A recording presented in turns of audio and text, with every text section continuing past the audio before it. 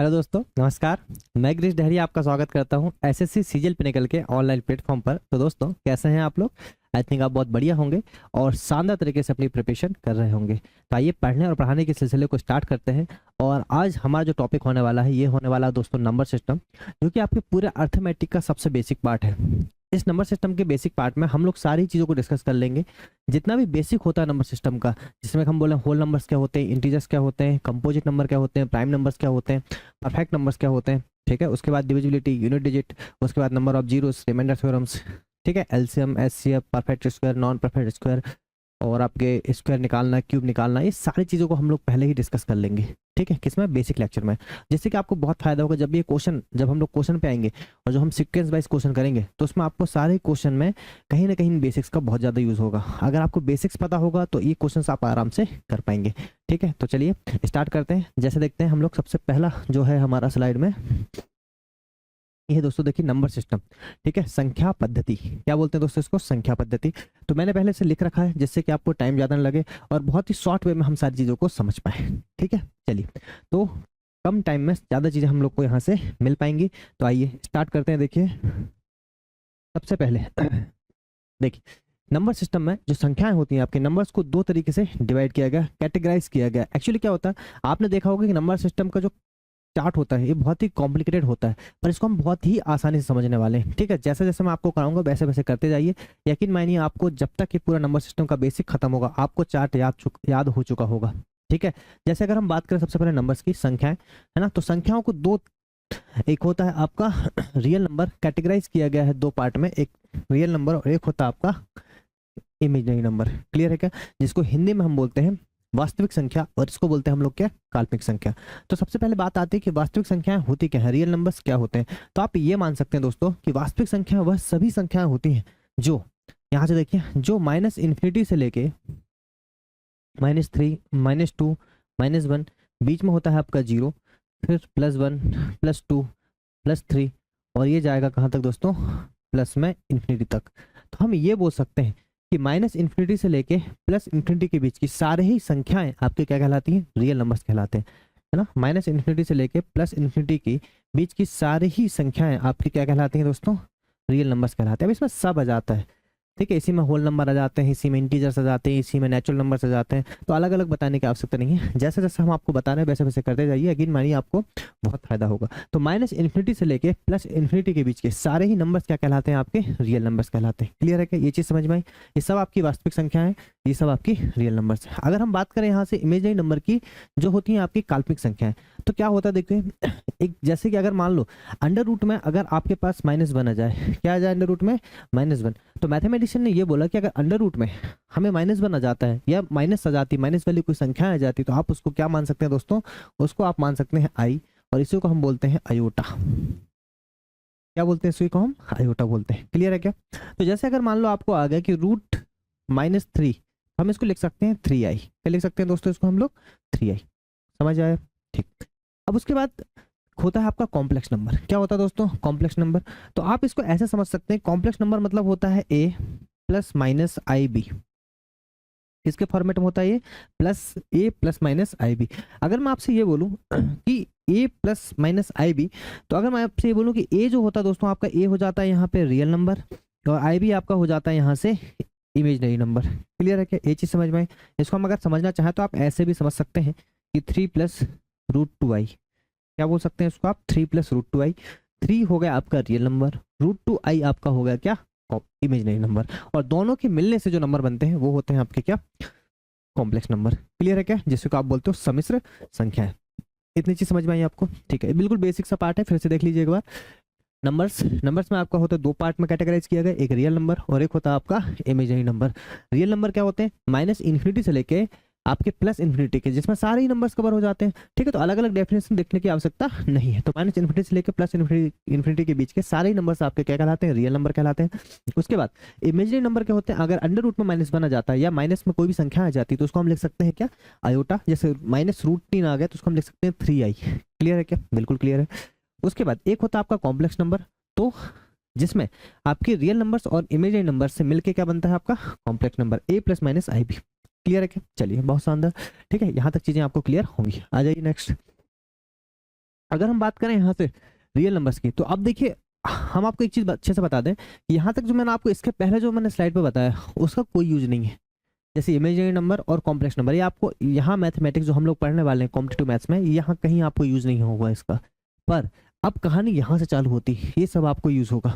ठीक है, चलिए तो अगर बात करें हम रियल नंबर की, जिसको ही आप बोलते हो वास्तविक संख्या है, अब आपको पता है सारा कुछ रियल नंबर है, इसी में सारी संख्याएं आने वाली हैं आपकी, जो हम धीरे धीरे करके कैटेगराइज करके आपको सारी चीजें अच्छे तरीके से समझाएंगे। तो अगर हम बात करें रियल नंबर की, जिसको आप बोलते हो वास्तविक संख्या, तो याद रखिएगा रियल नंबर को दो तरीके से, दो पार्ट में कैटेगराइज किया गया है। एक होता है आपका इंटीजर और एक होता है आपका डेसिमल। क्या होता है दोस्तों? एक इंटीजर जिसको आप बोलते हो क्या, पूर्णांक। एक होता है आपका इंटीजर और इसको आप पूर्णांक बोलते हो, और एक क्या होता है आपका डेसिमल। अगर हम इंटीजर्स की बात करें तो इंटीजर्स में आप समझ सकते हैं कि इंटीजर्स क्या होते हैं। इंटीजर्स में अगर आप बात करें तो इसको आप पी वाई क्यू के फॉर्म में लिखते हो, किस फॉर्म में लिखते हो, पी वाई क्यू के फॉर्म में। और यहाँ पे हमेशा q is equal to always क्या होता है दोस्तों, 1। Q is equal to always क्या होता है आपका 1, और वो नंबर्स क्या कहलाते हैं आपके, इंटीजर्स कहलाते हैं। क्लियर है, बिल्कुल सही बात। अब बात करें डेसिमल की, अगर हम डेसिमल की बात करें तो डेसिमल याद रखिएगा, डेसिमल में आपके बहुत सारे नंबर आ जाते हैं। अभी हम थोड़ी देर के लिए इंटीजर्स को भी साइड में रखते हैं, पहले हम लोग डेसिमल को अच्छे तरीके से समझते हैं, फिर हम इंटीजर्स पे आएंगे। क्लियर, ठीक है। जैसे डेसिमल की बात करें तो आप समझ सकते हैं दशमलव वाली संख्या आपकी 0 पॉइंट, अगर मैं 5 लिख रहा हूँ तो ये भी डेसिमल है। अगर मैं 0.33 लिख रहा हूँ तो ये भी डेसिमल है। बिल्कुल क्लियर है क्या? अगर मैं यहाँ से 0.3535 लिख रहा हूँ तो भाई ये भी डेसिमल है।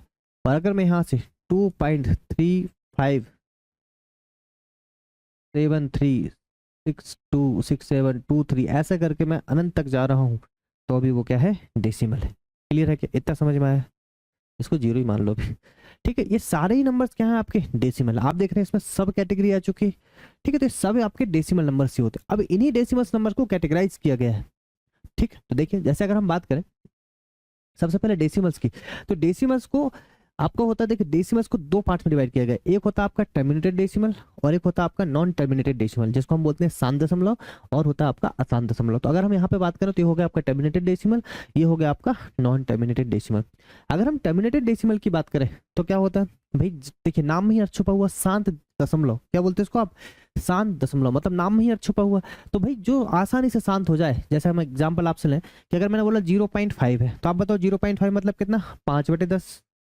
और इसको आप अगर थोड़ा सा सॉल्व करते हैं तो कितना आ गया, 1/2। तो यहाँ से क्या समझ में आया कि 0.5 आपका डेसिमल में था, और पूरा ये सॉल्व होके किस में कन्वर्ट हो गया आपका, रैशनल नंबर में, सॉरी, पूरा कन्वर्ट होकर किस में आ गया आपका, फ्रैक्शन में आ गया, भिन्न में आ गया।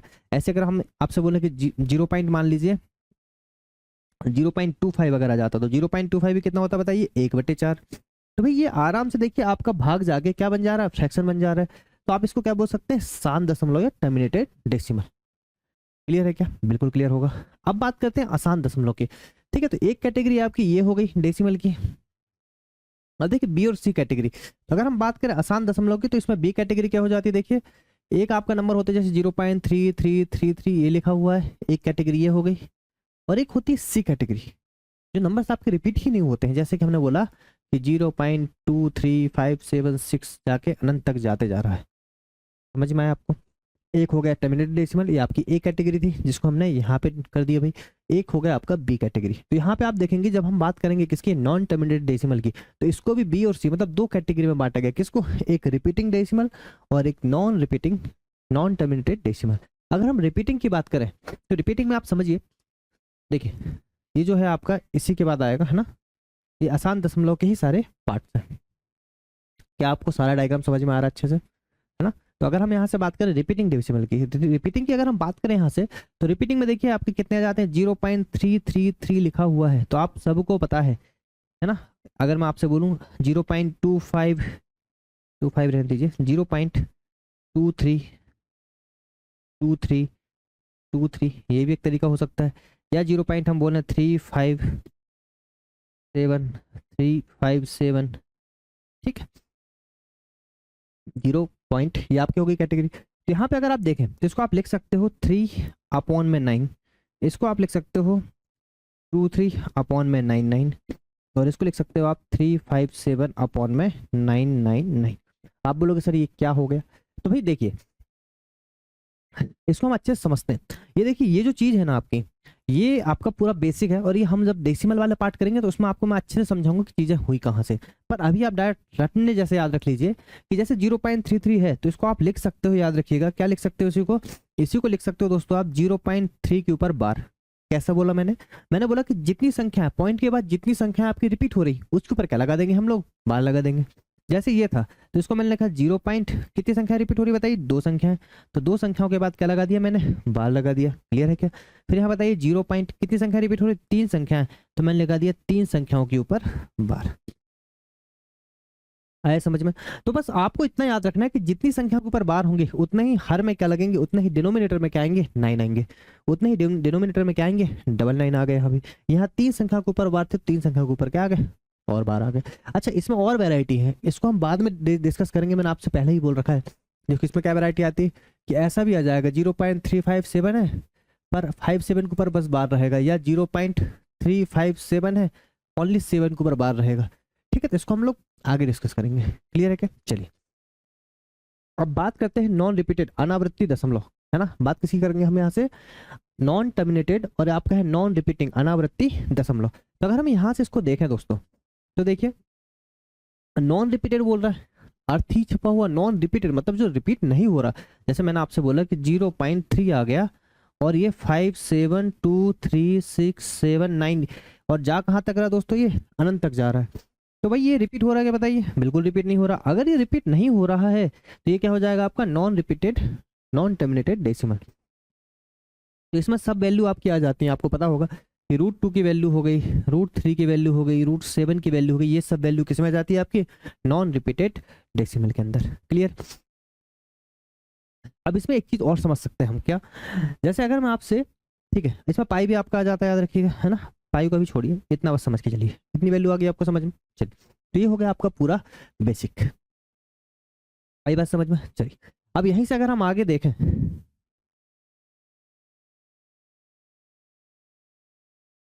ठीक है, यहीं से अगर हम आगे देखें, देखिए इसके आगे आता है आपका रेशनल नंबर और आ जाता है आपका क्या, इरेशनल नंबर। दो चीज आपकी आती है, एक होता है परिमेय संख्या और एक होती है आपकी अपरिमेय संख्या। अब बोलोगे परिमेय संख्या क्या होती है, आप अभी तक परिमेय संख्या की एक छोटी सी डेफिनेशन पढ़ते आए हैं कि ऐसी संख्या जिसको p/q के फॉर्म में लिखा जाता है उसे हम परिमेय संख्या कहते हैं। आप यही पढ़ते आए अभी तक।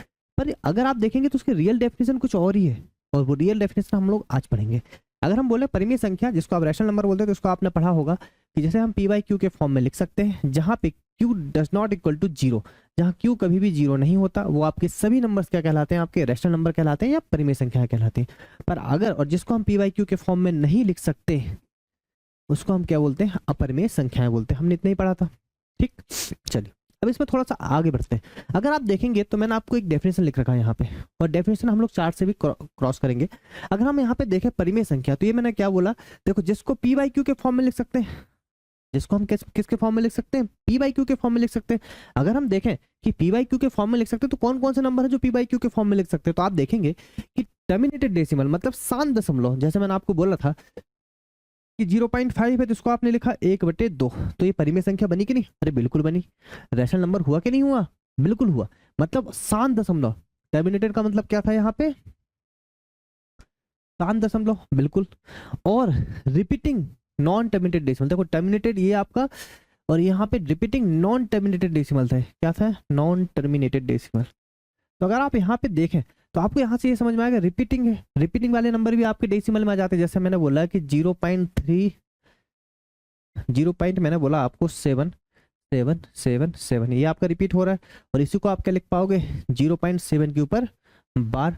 और यहाँ पे आपको बताया था कि जितनी संख्या के ऊपर बार रहते हैं उतने क्या लग जाते हैं, 9। अब बताइए 7/9 भी तो p/q के फॉर्म में आ गया ना, तो 7/9 अगर p/q के फॉर्म में आ गया तो ये भी क्या हो गया आपका रैशनल नंबर। ठीक है, ये समझ में आया है ना। तो यहाँ से देखिए हम लोगों ने इसको प्रूव भी कर दी, ये टर्मिनेटेड डेसिमल हो गया, ये रिपीटिंग नॉन टर्मिनेटेड डेसिमल हो गया। तो ये रियल डेफिनेशन है दोस्तों किसकी, परिमेय संख्या की। अगर हम बात करें इरेशनल नंबर की, तो इरेशनल नंबर क्या होते हैं, नॉन टर्मिनेटेड, आसान दशमलव तो रहेंगे पर उस कैटेगराइज में भी कौन से वाले, जो नॉन रिपीटिंग डेसिमल है। जैसे कि अगर मैं आपसे बोलूं कि √2 की वैल्यू, √3 की वैल्यू, या फिर आप जैसे मैं आपको एग्जांपल दूं 0.2 3 5 7 6 7 8 ऐसे करके संख्या आपकी आगे बढ़ते जा रही, उन्हीं को क्या बोलते हैं हम लोग, नो, उसी को बोलते हैं हम लोग इरेशनल नंबर्स। क्लियर है क्या? तो क्या बताओ, इतनी चीज समझ में आई आपको? समझ में आया इतना आराम से? अच्छा, अब मुझे आप एक चीज बताइए, अगर आपको इतना क्लियर है तो मुझे ये बताइए कि जो आप आराम से समझ चुके होंगे सारी चीजें। देखो, इसको हम पी वाई क्यू के फॉर्म में नहीं लिख सकते, इसलिए वो क्या हो गया, आपकी अपरिमेय संख्या हो गई। ठीक, अब देखिए, आप मुझे ये बताइए, जो पाई होता है आपका, जिसकी वैल्यू हम बोलते हैं क्या है, 22/7। तो बताइए पाई की वैल्यू जो 22/7 होती है, ये जो पाई की वैल्यू 22/7 होती है दोस्तों, तो ये पाई जो है आपका, क्या रैशनल नंबर है क्या इरेशनल नंबर है? मैंने क्या पूछा? पाई आपका रैशनल नंबर है या फिर इरेशनल नंबर? दोनों में से कौन सा नंबर है, ये आपको यहाँ पे बताना है। तो देखो, आधे ज्यादा बच्चे इसमें गलत करेंगे। वो उनको लगेगा कि पाई जो है आपकी कौन से नंबर होते हैं आपके, हमेशा आप बोलोगे 22/7 लिखा, तो आप बोलोगे सर ये तो रेशनल नंबर है, क्योंकि इसको पी वाई क्यू के फॉर्म में लिख दिया गया। पर याद रखिएगा, ये आंसर गलत है। और आंसर सही क्या है? आंसर सही है, देखिए पाई की वैल्यू जो 22/7 है दोस्तों, ये हमेशा याद रखिएगा, ये वैल्यू आपकी किस में रहती है, अप्रोक्सीमेशन में रहती है। वैल्यू किस में रहती है दोस्तों? अप्रोक्सीमेशन, ये एग्जैक्ट वैल्यू नहीं है। इसीलिए आप इसको दूसरी वैल्यू और आप बोलते हो 3.14 करके आपकी जाते जाती है अनंत तक, जो आपकी रिपीट नहीं होती, मतलब जो आपकी रिपीट होते जाती है, सॉरी वही था, जो रिपीट नहीं होती। तो 3.14 करके संख्या आपकी जो जाते जाते हैं अनंत तक, जो रिपीट नहीं होती। तो आप देखेंगे कि एक वैल्यू आपकी ये थी, एक वैल्यू आपकी ये थी, पर ये भी किसमें है आपकी, लगभग में है, अप्रोक्सीमेट में। इसलिए आप पाई को भी कहाँ रखेंगे, इरेशनल नंबर में। तो यहाँ से याद रखिएगा, पाई भी आपका क्या है, एक इरेशनल नंबर है। तो क्या बताओ, यहाँ तक चीजें क्लियर है? बिल्कुल चीजें क्लियर होंगी। ठीक है, चलिए आगे देखते हैं।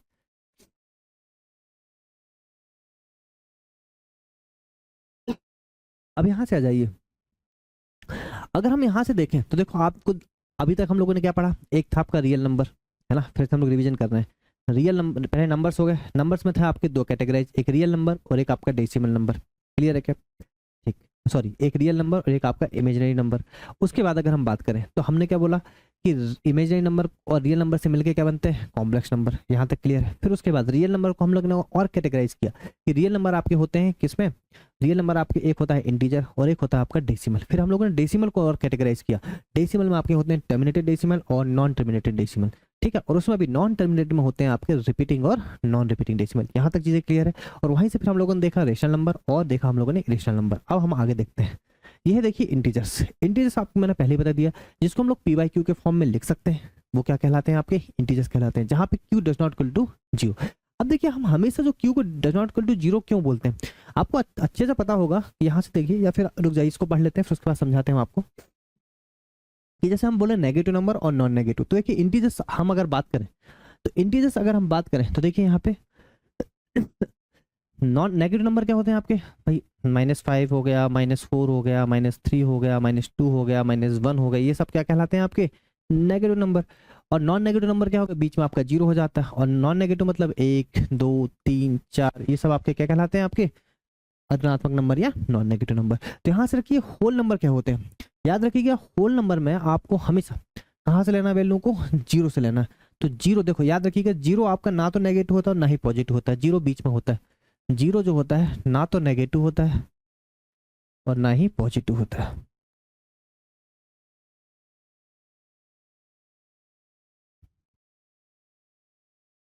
ठीक है, 0 ना तो नेगेटिव होता है और ना ही पॉजिटिव होता है।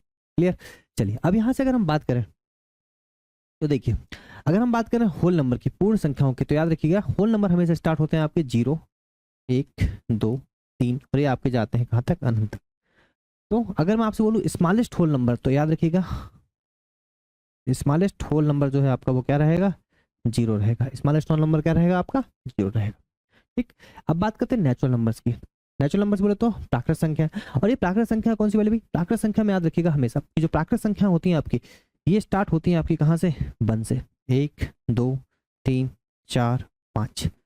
तो अगर आपको ये पूछ लिया जाए कि स्मॉलेस्ट नेचुरल नंबर क्या है, तो आप बोलेंगे स्मॉलेस्ट नेचुरल नंबर जो है हमारा वो क्या है भाई, 1। स्मॉलेस्ट नेचुरल नंबर क्या है आपका, 1। तो क्या बताइए, यहाँ तक चीजें क्लियर है? बिल्कुल शानदार तरीके से क्लियर होंगी। ठीक है, आगे देखते हैं यहाँ से। ये देखिए, आप बोलेंगे सर आपने फिर से इंटीजर्स को कैटेगराइज कर दिया, तो सब इंटीजर्स के ही पार्ट हैं, तो इसलिए हम लोग ना बहुत सिस्टमेटिक वे में आपको यहाँ पे चीजें बताएं। अगर आप यहाँ आसानी से इस चीजों को देखिए, क्लास खत्म होने दीजिए, एक बार रिवीजन कीजिएगा, आपको आराम से सारी चीजें समझ में आ जाएंगी। ठीक, देखिए देखिए अगर हम इंटीजर्स की बात करें तो इंटीजर्स जो होते हैं दोस्तों दो टाइप की, एक क्या होता है आपका इवन, एक क्या होता है आपका ऑड, एक होती है सम संख्या और एक होती है आपकी विषम संख्या। अगर हम बात करें सम संख्या तो देखिए सम संख्या क्या होती है, जिसका दो से भाग चला जाए वो क्या कहलाती है आपकी सम संख्या, सीधी सी बात, और जिसका दो में भाग ना जाए वो क्या कहलाती है आपकी विषम संख्या। क्लियर है क्या? अरे है कि नहीं क्लियर? बिल्कुल क्लियर होगा, ठीक है। तो दो से जिसका भाग चला जाए वो क्या कहलाती है आपकी सम संख्या, और दो से जिसका भाग ना जाए वो क्या कहलाती है आपकी विषम संख्या। एग्जाम्पल अगर हम देखें तो आप बोल सकते हो कि 2 हो गया, 4 हो गया, 6 हो गया, 8 हो गया, या फिर दो के मल्टीपल में जो संख्या है वो क्या होगी आपकी इवन नंबर्स। अब बात करें ऑड नंबर्स की, ठीक है, तो अगर हम बात करें ऑड नंबर्स की तो दो से भाग नहीं जाए, मतलब 1 हो गया, 3 हो गया, 5 हो गया, 7 हो गया, ठीक है, ये सब 9 हो गया, ये सब क्या है आपके जो दो से भाग नहीं जा रहे वो क्या हो गया आपके भी विषम संख्या होगी। तो ज्यादा डिटेल जाने की जरूरत नहीं, सबको पता है। अब देखिए यहाँ छोटा सा एक छोटी सी बात है, कभी कभी ये कुछ क्वेश्चन में बहुत इंपॉर्टेंट रोल निभा देता है, ठीक है, बहुत ही छोटा सा कॉन्सेप्ट है, बच्चे बच्चे को पता है, पर कभी कभी ये छोटा सा कॉन्सेप्ट भी आपके लिए बहुत इंपॉर्टेंट साबित हो जाता है। तो इस चीज को समझ के चलते हैं। देखिए साथ साथ में आपकी थ्योरी होती जाएगी और साथ साथ हम लोग एग्जाम्पल भी बताते जाएंगे। अगर यहाँ पे ऑड इंटू ऑड, मतलब अगर आप ऑड इंटू ऑड, जैसे यहाँ पे हम देखते जा रहे हैं, जैसे 3 इंटू आपने 3 का मल्टीप्लाई किया, या फिर आप कुछ भी कर लीजिए, 3 इंटू 5 का कर दीजिए, ये भी ऑड है ये भी ऑड है, देखिए तो आता क्या है आपका 15 आ गया। तो आप बोलेंगे 15 भी क्या है आपका ऑड नंबर। देखिए ऑड और ऑड संख्या का आप मल्टीप्लाई करते हो, मतलब विषम और विषम संख्या का मल्टीप्लाई करते हो तो आता क्या है? हमेशा विषम ही आता है। अगर आप ऑड और इवन का मल्टीप्लाई करेंगे तो क्या आएगा? हमेशा इवन ही आएगा। जैसे अगर हम बोले कि 7 इंटू 2 का मल्टीप्लाई कर दो, क्या आ जाएगा? 14। 7 इंटू 4 का मल्टीप्लाई करो, कितना हो जाएगा? 28। तो ये भी समझ सकते हैं इवन और इवन का मल्टीप्लाई करने पे हमेशा क्या आता है दोस्तों? इवन ही आता है। फिर देखिए अगर हम इवन और इवन का मल्टीप्लाई करते तो इवन आएगी, उसमें कोई दिक्कत ही वाली बात नहीं। जैसे मैं 2 और 6 का मल्टीप्लाई करूँ तो कितना आएगा? 12। तो यहाँ से हम लोगों ने इसके सारे ही क्या देख रखे हैं? एग्जाम्पल। ये हो गए दोस्तों इसके एक एक करके एग्जाम्पल। आई बात समझ में? आ जाइए यहाँ पे। अब यहाँ पे लिखा है ऑड और प्लस माइनस ऑड। अगर अब देखिए इसके यहाँ से एग्जाम्पल देख लीजिए, आप बोल रहे हैं ऑड प्लस, देखिए अगर मैं आपसे बोलूँ 5 प्लस 7 जोड़िए, कितना हो जाएगा बताइए? 12। ठीक है, अगर देखिए तो 5 7 12, या फिर 7 माइनस 5 करके देखिए तो कितना आएगा? 2 आएगा। तो देखिए ऑड को प्लस या माइनस करो तो आएगा क्या? हमेशा इवन नंबर। और आपको पता है 12 क्या है आपका? इवन नंबर ही है भाई, है कि नहीं? चलिए ऑड और इवन, देखिए मैंने ले लिया यहाँ पे ऑड और यहाँ पे ले लिया इवन, और 7 और 4 कितना हो गया बताइए? 11। और आपको पता है 7 और 4 11, मतलब क्या निकल के आए? Odd number. तो ये भी क्या है दोस्तों आपका? ये ऑड नंबर हो गया। ये क्या था आपका? यहाँ पे इवन नंबर हो गया था। अरे हुआ था, बिल्कुल हुआ था। ठीक है, और यहाँ पे देखिए अगर हम इवन और इवन को जोड़ दें, अगर हम यहाँ पे 8 और 6 को जोड़ दें तो कितना हो जाएगा बताओ? 14। और आपको सबको पता है कि ये भी क्या है आपका? एक इवन नंबर है। ये भी क्या है दोस्तों आपका? एक इवन नंबर है। तो इसको भी हम लोगों ने सारा ही कुछ यहाँ पे एग्जाम्पल आपको यहाँ पे समझा दिया भाई। ठीक, आई बात समझ में? तो सारा कुछ बेसिक्स हम लोग यहाँ पे लेके चल रहे हैं, ठीक है, क्योंकि क्या होता है इन बेसिक बेसिक चीजों से कभी कभी आपके कुछ बड़े बड़े क्वेश्चन सॉल्व हो जाते हैं। ठीक है दोस्तों, चलिए नेक्स्ट देखते हैं। अब देखिए अब बात करते हैं हम लोग किसकी? नेचुरल नंबर्स की। देखिए अब आप बोलेंगे नेचुरल नंबर्स कहाँ से आए? तो वहीं से रियल नंबर, इंटीजर्स, और इंटीजर्स में ही फिर कहाँ आ जाते हैं आपके नेचुरल नंबर्स। ठीक है क्या? चलिए तो अगर हम बात करें नेचुरल नंबर की, आपको पता है कि प्राकृतिक संख्या कहाँ से स्टार्ट हुई थी बताइए? 1 2 3 ऐसे करके कहाँ तक था? ये अनंत तक था। तो आपको पता है इसमें जीरो नहीं था। जीरो किस में आता था? जीरो आपका होल नंबर में आया था, है कि नहीं? चलिए तो अगर हम बात करें यहाँ से किसकी? नेचुरल नंबर की, और जो कि स्टार्ट कहाँ से हुआ है? 1 से, क्योंकि आपको पता है कि स्मॉलेस्ट नेचुरल नंबर कौन सा होता है, या स्मॉलेस्ट प्राकृतिक संख्या या प्राकृतिक संख्या, दोनों आप बोल सकते हैं, क्या होता है? 1 होता है। ठीक अगर हम बात करें प्राइम नंबर की, अभाज्य संख्याओं की, तो वही देखिए पहली बात तो ये चीज दिमाग से निकाल लीजिए कि अभाज्य संख्या और विषम संख्या दोनों एक होती हैं? बिल्कुल नहीं होती, अलग अलग होती हैं। ठीक है, तो अगर हम बात करें यहाँ से कि बहुत सारे बच्चों को कन्फ्यूजन होता है। देखिए जो कुछ टैलेंटेड टाइप के बच्चे होंगे, हम उनकी बात नहीं कर रहे हैं, जो कुछ बहुत बेसिक बच्चे होते हैं जो अभी भी शुरुआत कर रहे हैं, उनको कभी ना कभी थोड़ी बहुत दिक्कतें आ जाती हैं। ठीक, तो अगर हम बात करें प्राइम नंबर की, प्राइम नंबर और आपकी अभाज्य संख्या, देखिए प्राइम नंबर अभाज्य संख्या क्या होती है? तो इसको आप एक छोटी सी डेफिनेशन में आपको लिख रहा हूँ, बस इसी में आपकी चीजें क्लियर हो जाएगा। जिसके है ना ओनली क्या हो? 2 फैक्टर्स। ओनली क्या हो दोस्तों? 2 फैक्टर्स, और फैक्टर्स को ही क्या बोलते हो आप? गुणनखंड। जिसके केवल 2 गुणनखंड हो, जिसके केवल ओनली, जिसके केवल दो गुणनखंड हो, वो क्या कहलाती है? आपके प्राइम नंबर या अभाज्य संख्या है। और जिसके 2 से ज्यादा गुणनखंड हो, क्या हो? जिसके 2 से ज्यादा गुणनखंड हो, वो क्या कहलाती है? आपकी कंपोजिट नंबर या भाज्य संख्या। ठीक, मोर देन 2 फैक्टर्स।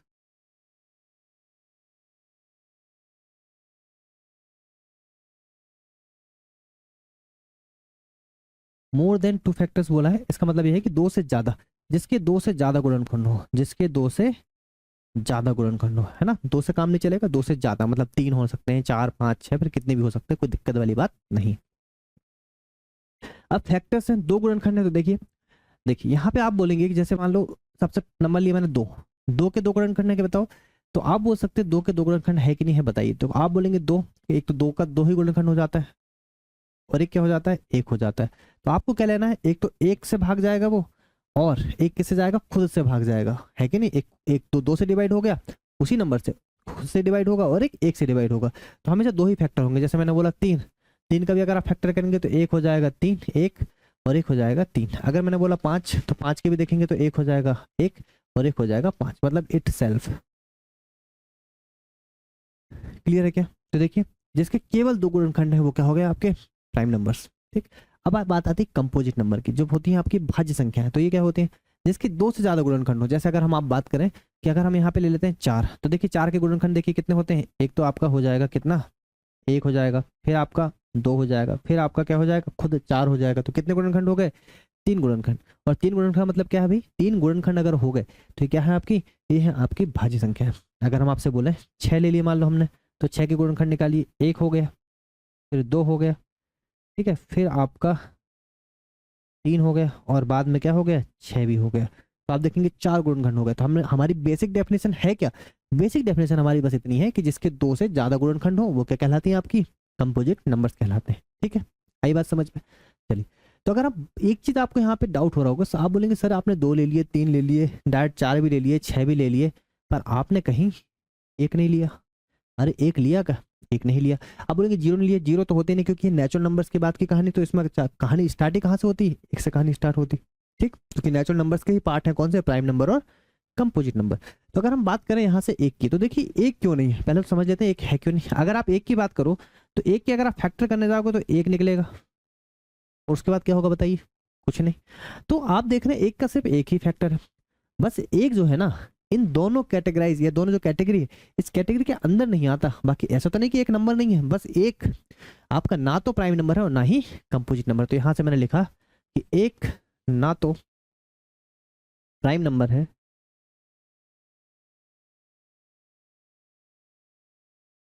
और ना ही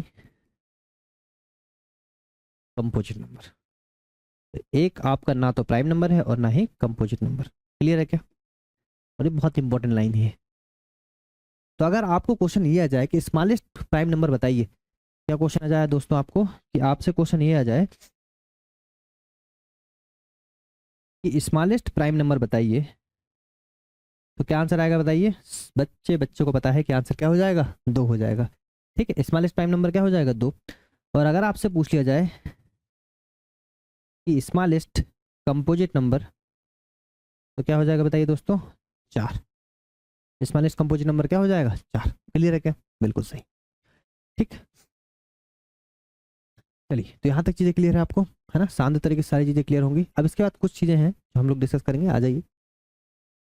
देखिए ये मोस्ट इंपॉर्टेंट है ना, यहाँ से आपके क्वेश्चन बनते हैं, और ये आपका रट्टाफिकेशन है, क्योंकि इसकी कोई मेथड नहीं है, ये आपको याद ही करना है। तो जैसे हमने बोला कि आपको याद करना है तो बस याद करते चलना है। देखिए मैंने बोला अगर आप बताइए 1 से 50 तक कितने आपके प्राइम नंबर होते हैं, कितनी आपकी अभाज्य संख्याएं होती है, तो याद रखिएगा कि 1 से 50 तक आपकी दोस्तों 15 अभाज्य संख्याएं होती हैं। 50 से लेके 100 तक आपकी कितनी, 10 अभाज्य संख्याएं होती हैं। 1 से लेके 100 तक दोनों को जोड़ दिया, कितना हो गया, 25 हो गया। ठीक है, 1 से 500 तक अभी तक तो इतना ही पूछा गया है, पर इतना भी कभी आ सकता है, इसलिए इनको भी याद करके रख सकते हैं, क्योंकि आप वहां पे गिनते तो नहीं बैठ सकते ना, तो इसलिए याद करना ज्यादा बेटर है। 1 से लेके 500 तक 95 संख्याएं होती हैं, और 1 से लेके 1000 तक 168 हो सकती है, 168 होती है। ठीक है, तो ये इंपॉर्टेंट है, इसको याद कर लीजिएगा, है ना, प्राइम नंबर्स में ये कभी कभी आपको पूछा जा सकता है। ठीक, चलिए नेक्स्ट देखते हैं। अब देखिए, अब सहअभाज्य संख्या और परफेक्ट नंबर। तो पहली बात आती है कि सहअभाज्य संख्या आपकी होती क्या है। ठीक, सहअभाज्य संख्या आपकी क्या होती है। तो सबसे पहले अगर हम देखेंगे, देखिए मैं आपको यहाँ पे कुछ नंबर लिख रहा हूँ, है ना। देखिए अगर हम यहाँ पे देखो, ये रिलेटिव प्राइम और को प्राइम थोड़ी चीजें अलग अलग हैं इसमें। तो रिलेटिव प्राइम में आप ये बोल सकते हो कि रिलेटिव प्राइम में आप ये बोल सकते हो, जैसे कोई नंबर है आपके, जैसे 3 हो गया, 5 हो गया, है ना, 2 हो गया, और 7 हो गया। ये सब आपके क्या है, रिलेटिव प्राइम है।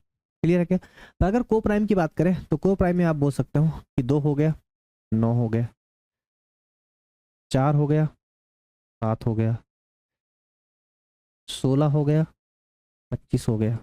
ठीक, आगे बात समझ। अरे आए कि नहीं आए? बिल्कुल आए। तो इसमें इसका डेफिनेशन क्या होती है, सह अभाज्य या को प्राइम की। सह अभाज्य या को प्राइम, यही इंपॉर्टेंट है, याद रखिएगा, यही सबसे ज्यादा पूछा जाता है। तो सह अभाज्य या को प्राइम की डेफिनेशन होती है जिसका जिसमें जिसमें क्या हो, एचसीएफ आपका क्या हो, 1 हो। जिनका एचसीएफ क्या हो, 1 हो, मतलब एक फैक्टर आपका कॉमन होना चाहिए। आप देखिए 2 और 9 में क्या कॉमन है, एक कॉमन। 4 और 7 में, 16 और 25 में, सब में आपका एक एक कॉमन है।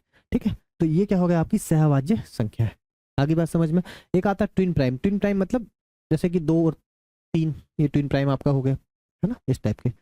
अब आता है परफेक्ट नंबर। ये चीज आपको अच्छे से समझ में आ गई, ये बहुत इंपॉर्टेंट है। को प्राइम नंबर आपके सबसे इंपॉर्टेंट चीज है ना, 16 25। इसमें देखिए हम यहाँ पे कंपोजिट नंबर भी ले सकते हैं, इस चीज को ध्यान रखिएगा। कोई जरूरी नहीं है यहाँ पे कि आपको प्राइम नंबर ही लेना है, लिखा प्राइम होता पर आप इसमें कंपोजिट नंबर भी ले सकते हैं।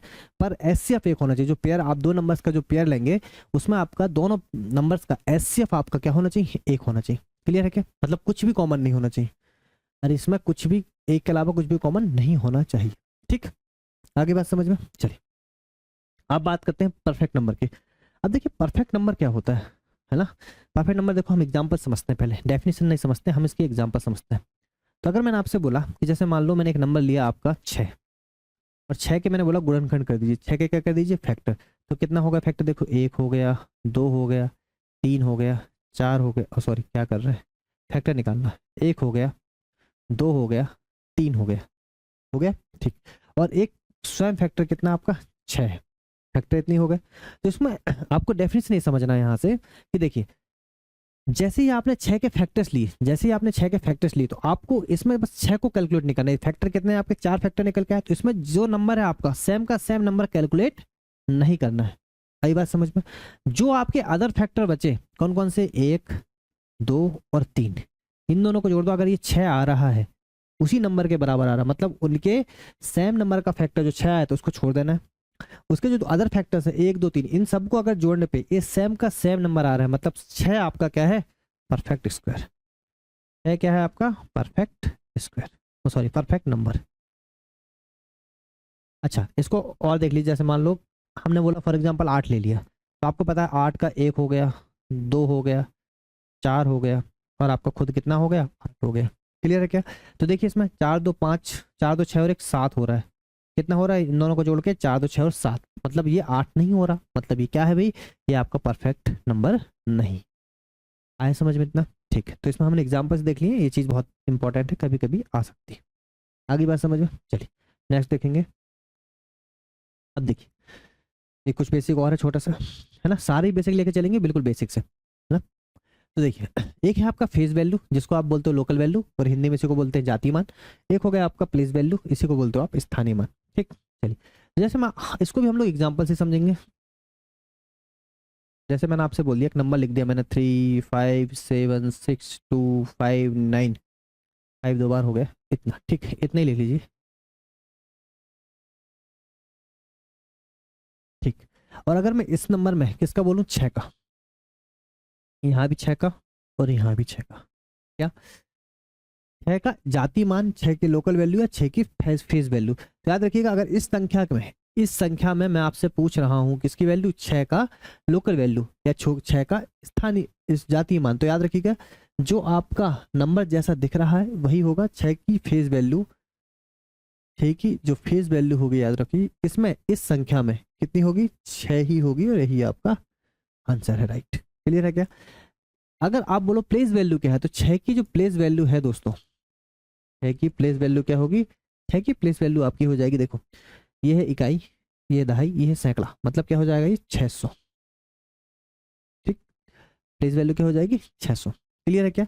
आई कि नहीं बात समझ में, है ना। आपको पता होगा जैसे आपने 2 3 1 लिखा है, तो ये हो जाता है आपका यूनिट डिजिट, ये हो जाता है आपका टेंस डिजिट, और ये आपका हो जाता है 100 डिजिट। इसको अगर आप तोड़ के लिखो तो आप लिखते हो 1, फिर आप लिखते हो 3 इंटू 10, फिर आप लिखते हो 2 इंटू में 100, तब जाके ये कितना होता है दोस्तों, ये हो गया 200, ये हो गया 30, ये हो गया 1, तो कितना हो जाता है 231। आई बात समझ में? ठीक है, तो याद रखिएगा 6 6 कितने नंबर में बैठा, 100 डिजिट में बैठा, मतलब 6 इंटू 100 कितना हो जाएगा, 600। तो ये हो गया आपका। कभी कभी क्वेश्चन आ जाता है कि इस संख्या में है कि प्लेस वैल्यू और फेज वैल्यू का डिफरेंस। तो डिफरेंस आप आराम से निकाल सकते हैं, कितना, 600 माइनस 6, आंसर कितना हो जाएगा बताइए, 594। यही आपका राइट आंसर। ठीक है, तो कभी कभार ये आपसे क्वेश्चन पूछा जा सकता है, जरूर नहीं कि पूछे, पूछा जा सकता है। ठीक, तो इतना समझ में आया, बिल्कुल बेसिक से। चलिए देखिए मल्टीपल और क्या लिखा भाई, हाँ मल्टीपल मतलब होता है आपकी गुणज, और एक होता है फैक्टर्स जिसका मतलब होता है गुणनखंड। देखिए इसको कैसे समझेंगे, अगर हम यहाँ पे बोले कि 12 के क्या बताइए फैक्टर, और 12 के क्या पूछा हम यहाँ से, गुणनखंड। ठीक है, यहीं से याद रखिएगा, ये बेसिक होता है किसका, एलसीएम एचसीएफ का। यहीं से एलसीएम और एचसीएफ की कहानी चालू होती है। तो अगर हम बोले 12 के गुणज क्या है, तो आपके 12 के गुणज अगर आपको निकालना है, देखिए मल्टीपल की बात करें तो 12 के गुणज होंगे 12, 12 दूनी 24, 12 तिया 36, 12 चौके 48, ऐसे करके जो आपके जाते जाएंगे, कहाँ तक जाएंगे, अनंत तक। जितने बार आप 12 का गुणा कर पाए वो क्या हो जाएंगे, 12 के गुणज या 12 के मल्टीपल। अगर आप 12 के गुणनखंड की बात करें तो आप अभी हम लोगों ने गुणनखंड निकाले हैं, फैक्टर्स निकाले, तो देखिए क्या हो जाएगा, 1, फिर हो जाएगा 2, फिर हो जाएगा 3, फिर हो जाएगा 4, फिर हो जाएगा 6, और फिर आपका हो जाएगा 12 का 12। ये क्या हो गया दोस्तों, आपके फैक्टर्स हो गए। आई बात समझ में, चलिए बहुत शानदार। तो ये हो गए आपके गुणज, ये हो गए आपके फैक्टर्स। और आपको पता है ये लिमिटेड होते हैं, ये क्या होते हैं दोस्तों, लिमिटेड, और ये जाते हैं कहाँ तक, आपके इन्फिनिटी तक जाते हैं। ये कहाँ तक जाते हैं, आपके इन्फिनिटी तक जाते हैं। आगे बात समझ में। तो एक हो गया आपका मल्टीपल, एक हो गया आपके फैक्टर्स। ठीक है, चलिए बहुत शानदार, ओके चलिए। तो है ना, यहाँ तक चीजें क्लियर है, ठीक ठीक है। अब देखते हैं इसी में हम लोग आगे, देखिए इसी के बाद आप लोग समझ के चलिए, यहाँ तक चीज़ समझ में आई आपको अच्छे से, बेसिक से, बिल्कुल कोई दिक्कत वाली बात नहीं। ठीक है दोस्तों, चलिए तो इसी में हम लोग अब और एक चीज़ देखेंगे यहीं पे, है ना।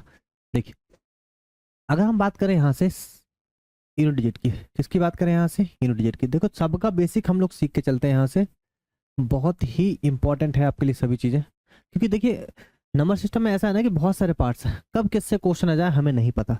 तो इससे अच्छा है कि हम लोग सभी चीज़ों को पढ़ लेते हैं ना, क्या ही दिक्कत है ना।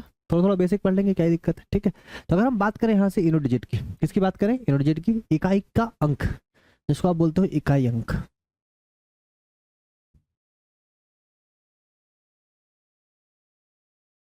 ठीक है देखिए सीधी सी बात यह है कि अगर आप कोई भी नंबर लिख रहे हैं, फॉर एग्जाम्पल मैंने बोला 231 476 593, ये नंबर फॉर एग्जाम्पल आपका लिखा हुआ है। ठीक है, और लिख लीजिए कोई नंबर,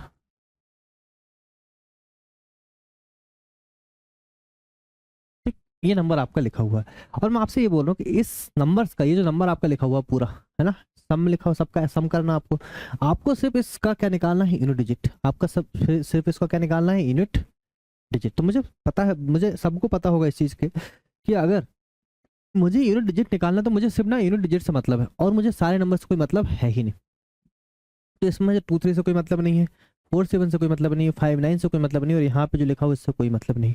हमें सिर्फ इकाई के अंक से मतलब है। तो आप देखेंगे कि 6 और 1 7, 7 और 3 10 मतलब 0, और 0 और 3 मतलब कितना हो जाएगा भाई, 3। तो यूनिट डिजिट कितना आ गया बताइए, 3 आ गए। अरे आए कि नहीं आए यूनिट डिजिट 3, बहुत अच्छे। तो ठीक है, अगर मान लीजिए एक नंबर लिखा हुआ आपके पास 231 476 327 × 591, ठीक, ये नंबर लिख रखा है। अभी मल्टीपल में है, और इसका भी मुझे क्या निकालना है, इकाई का अंक निकालना है, यूनिट डिजिट निकालना है। तो आपको सबको पता है हमें सिर्फ मतलब किससे है, इकाई के अंक से। और याद रखिएगा जैसे ये है, ये आपका बहुत बार यूज होगा, क्योंकि ना मोस्टली क्वेश्चन आपके किससे हो जाते हैं, यूनिट डिजिट से हो जाते हैं। ठीक है, तो देखिए यहाँ से है एक कम है, देखो 23 से कोई मतलब नहीं है अभी फिलहाल में, 47 से, 32 से, और 59 से। क्योंकि क्यों मतलब नहीं, क्योंकि यहाँ पे सिर्फ आपसे यूनिट डिजिट ही पूछी जाएगी। तो कितना, 6 एकम 6, ये 6 हो गया, फिर 6 7 42 मतलब 2 हो गया 42 का, और 2 एकम 2 मतलब कितना आ गया यूनिट डिजिट बताइए, 2 आ गया। है कि नहीं आई बात समझ में, बिल्कुल सही। तो यहाँ तक कोई दिक्कत है क्या, बिल्कुल नहीं। इसके साथ इसमें दो इंपॉर्टेंट चीजें होती है, एक पहली और एक आपकी दूसरी। क्या है वो पहली चीज, अगर मान लो मैं इसी नंबर में यहाँ पे लिख रहा हूँ कि 257 into 679 sorry into 632 into 5673 sorry. देखिए ये नंबर लिख रखा है आपका, लिख रखा है, तो याद रखिएगा ये नंबर अगर लिख रखा है तो आपको सिर्फ क्या ढूंढना दोस्तों, आपको सिर्फ क्या ढूंढना, एक चीज और याद रखिएगा इसमें, आपको सिर्फ इसमें ढूंढना है, ठीक है, जैसे आप देखो ये नंबर आपका लिख रखा है तो इसमें आपको सिर्फ क्या ढूंढना, आपको सिर्फ इसमें ढूंढना है 5। क्या ढूंढना है 5। अगर 5 आपको मिल जाता है इसमें यूनिट डिजिट में, देखो नहीं मिलेगा तो फिर तो बेसिक तरीका यही है, और अगर आपको 5 मिल गया तो उसमें बस आपको एक चीज देखना है, अगर 5 का किसी नंबर से, मतलब 5 का अगर आप देखेंगे तो यहाँ देखिए 5 मिल गया, और अगर 5 मिल गया तो बस आप ये देखिए 5 अगर आपको मिल गया तो आप बस ये देखिए कहीं क्या कोई इवन नंबर है क्या, तो आप बोलोगे सर कहाँ है भाई, ये है भाई, ये 5 था आपका और इवन नंबर, और जैसे 5 और इवन नंबर मिला मतलब यूनिट डिजिट कितनी बनेगी बताओ, इसकी यूनिट डिजिट बनेगी इसकी 0। क्लियर है क्या, देखो तो यहाँ से एक नियम बन का आता है आपका कि 5 का जब भी इवन नंबर में मल्टीप्लाई होता है तो यूनिट डिजिट ऑलवेज क्या रहती है भाई 0, और 5 का जब भी ऑड नंबर में मल्टीप्लाई होता है यूनिट डिजिट हमेशा क्या रहती है बताइए 5। ठीक है, तो ये छोटा सा नियम है आपका जो कि आपका इंपॉर्टेंट है, आई बात समझ में, ठीक। जैसे 235 इंटू 751 इंटू 639 इंटू 687 कुछ भी मल्टीप्लाई कर दीजिए। अब देखिए 5 है और क्या है आपके और नंबर से, 5 एकम 5, 5 नौ के 45, 5 7 बना 35, 5 मतलब आ क्या रहा देखिए यूनिट डिजिट आपका आएगा दोस्तों 5 ही आएगा, तो यहाँ से नियम आपका क्या हो गया, प्रूफ भी हो गया। आई बात समझ में, अरे आए कि नहीं आए, तो जब याद रखिएगा 5 का जब भी अगर इवन नंबर मल्टीप्लाई हो रहा है तो क्या आएगा हमेशा 0, और 5 का कभी अगर ऑड नंबर मल्टीप्लाई हो गए तो क्या आएगा 5 ही आएगा। ठीक, ये हो गया आपका बेसिक। ठीक चलिए आगे देखते हैं, इकाई का अंक जो है इसी में आपकी चीजें हैं, और जैसे अगर हम बात करें देखिए तो इसमें आपको क्या याद रखना है, याद रखिएगा सबसे पहले हम लोग यहाँ पे डिस्कस करेंगे 0 1 5 और 9।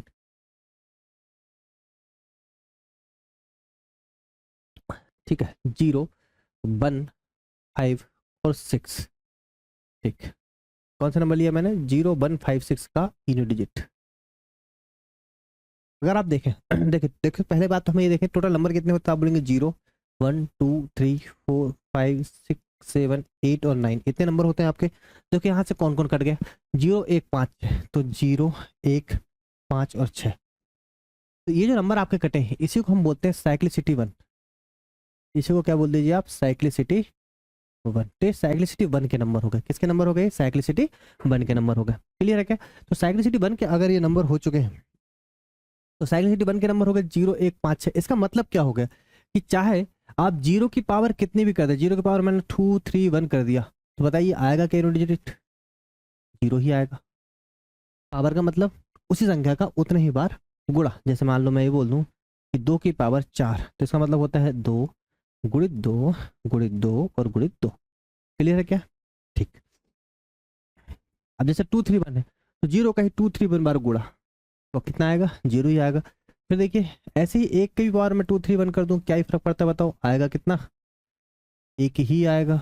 ऐसे ही मैं इसका 5 का भी कितने बार ही मल्टीप्लाई कर दूं आएगा क्या, 5 ही आएगा।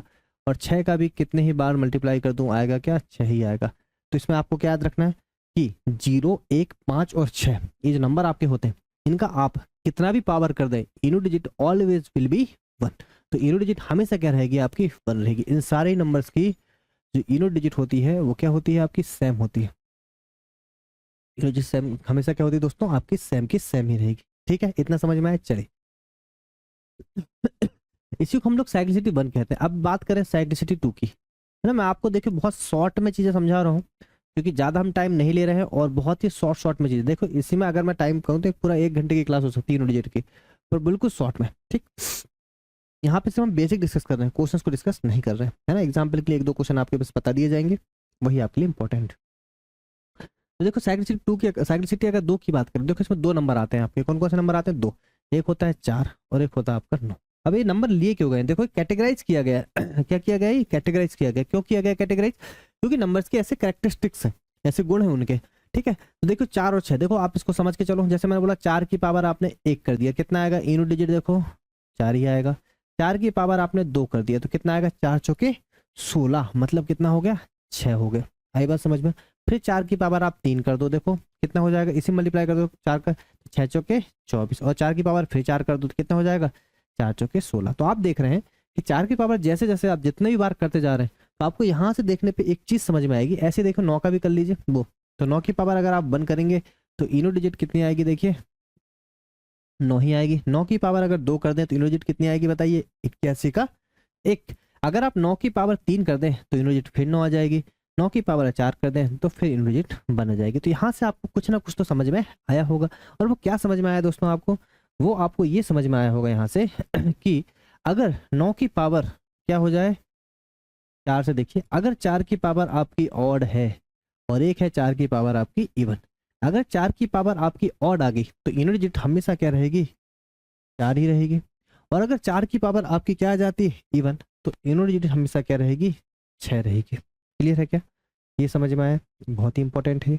दूसरी बात, अगर 9 की पावर ऑड है तो क्या हो जाएगा इनो डिजिट बताइए, इनो डिजिट हमेशा आपकी जो रहेगी वो रहेगी 1, वो रहेगी 9। और 9 की पावर अगर आपकी इवन है तो इनो डिजिट हमेशा क्या रहेगी दोस्तों, 1 रहेगी। तो यहाँ से किसकी कहानी खत्म हो गई, एक तो 0 1 5 6 की, और एक 4 और 9 की। तो देखो कौन कौन गया, 4 भी गया और 9 भी गया। अब जो बचे हैं वो एक अलग कैटेगरी के अंतर्गत आ जाते हैं, और वो कैटेगरी कौन सी दोस्तों, तो ये आपकी हो गया कितना, साइक्लिसिटी 1 साइक्लिसिटी 2। अब देख लेते हैं हम लोग साइक्लिसिटी 4, ठीक है। तो साइक्लिसिटी 4 देख लीजिए यहाँ से,